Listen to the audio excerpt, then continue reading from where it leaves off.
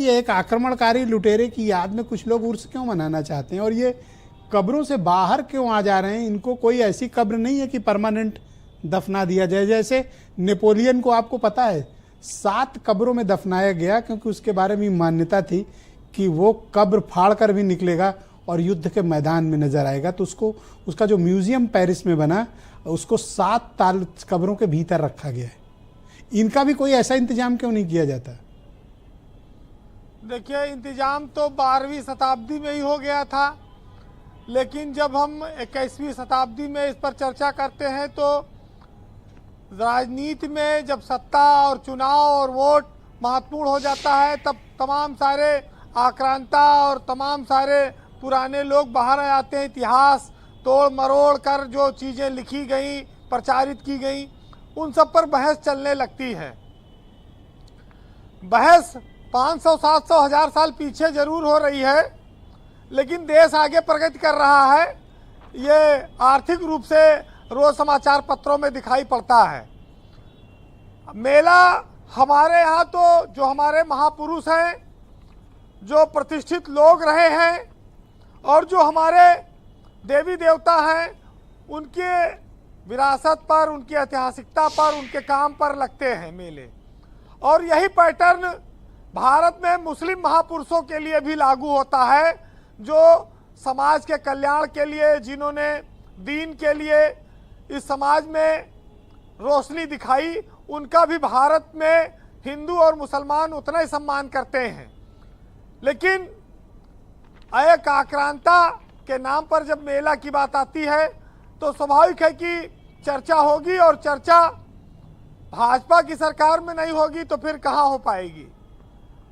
देखिए, सैयद सालार मसूद गाजी को 12वीं शताब्दी में कहा गया कि वो गायों का संरक्षक था और वो एक उदारवादी राजा शासक था, जबकि सुहेल देव ने युद्ध करते हुए उसको मारा था 1034 में बहराइच में, और उस समय उसके पास 1 लाख से ज्यादा की सेना थी।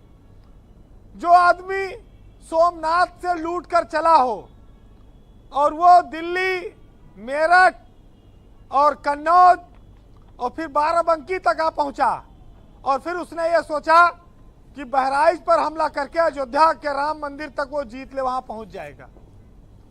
उसकी मंशा अयोध्या पहुंचने की थी, लेकिन महाराजा सुहेल देव ने उसको बहराइच में मार गिराया था।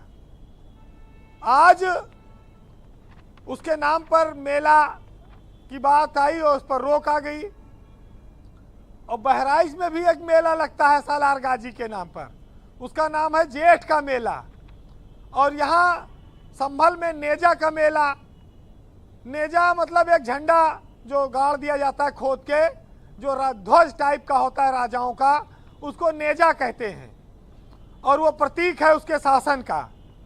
देखिए, एक चीज तो ब्रजेश जी साफ आती है कि इतिहास में समय समय पर जो आक्रांता थे, किसी को नायक बता दिया गया, किसी को उदारवादी कह दिया गया, और किसी को धर्मात्मा बता दिया गया।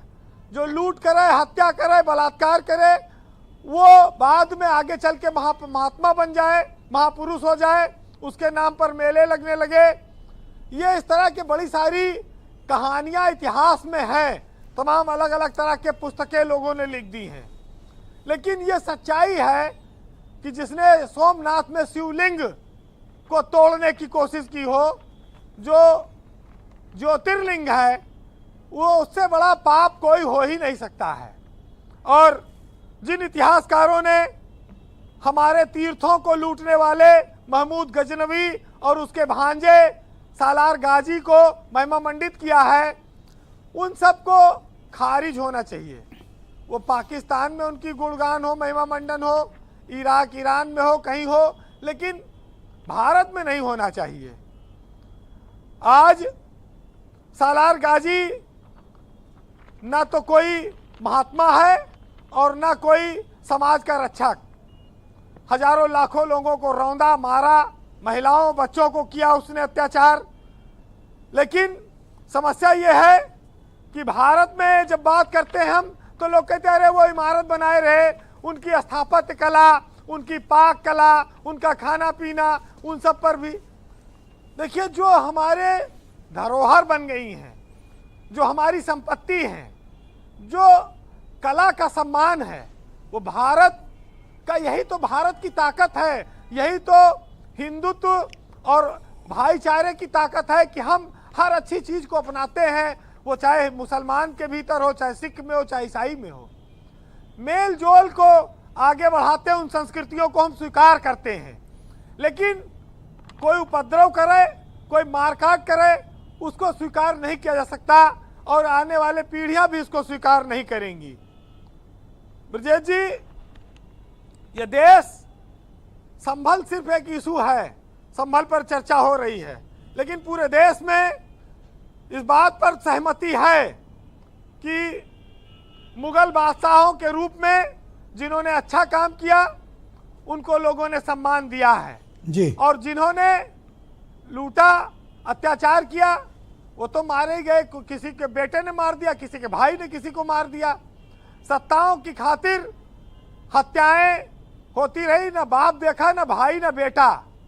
इसमें बहुत सारे उदाहरण मौजूद हैं, लेकिन जिन्होंने हमारे परिवारों को लूटा, महिलाओं को लूटा, पूर्वजों को लूटा, महिलाओं पर अत्याचार किया, वे हमारे आदर्श नहीं हो सकते हैं और उनके नाम पर कोई पूजा नहीं हो सकती। हमारे आदर्श छत्रपति शिवाजी जैसे नायक हो सकते हैं और उनको मानना चाहिए।